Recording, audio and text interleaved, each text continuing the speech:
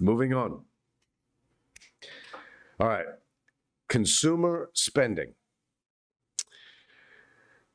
This one's not the worst gauge overall. So consumer spending, as we look at it, it's really, you consider it like a fraction of the GDP calculation that we went over. So you could say that GDP is a larger factor, but the largest factor within GDP would be consumer spending.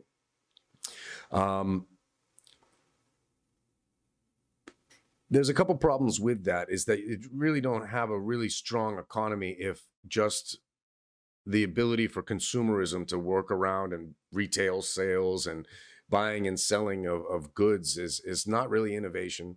It's not really productivity. It's not really growth, like the type of growth that we see in tech.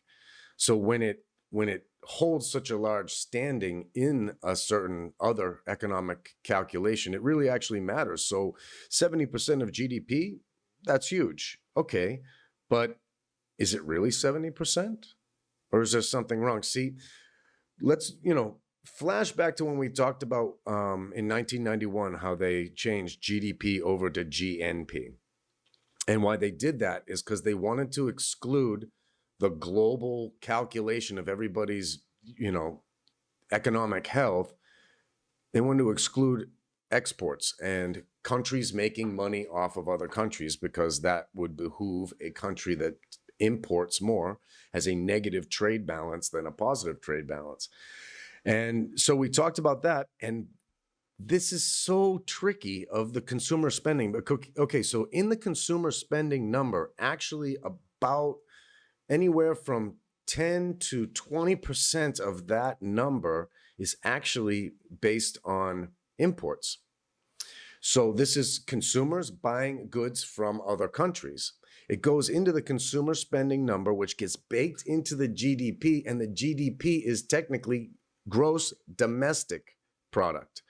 So there's anywhere from 10 to 20% of the 70% of the GDP at any given time that's not supposed to be there.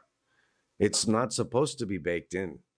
It's not supposed to include consumers buying from imports, because this is talking about domestic products. So it's a sneaky little thing. Sometimes it'll make a difference of 5 or 10% in the calculation of GDP. But as you can see, when we're going into recessionary times like now, 5%, difference in the change of GDP could be the difference between our second negative quarter of recessionary activity. So, if we see something like that here in the end of June, after Q2 is over, we're going to be in a recession, boys and girls.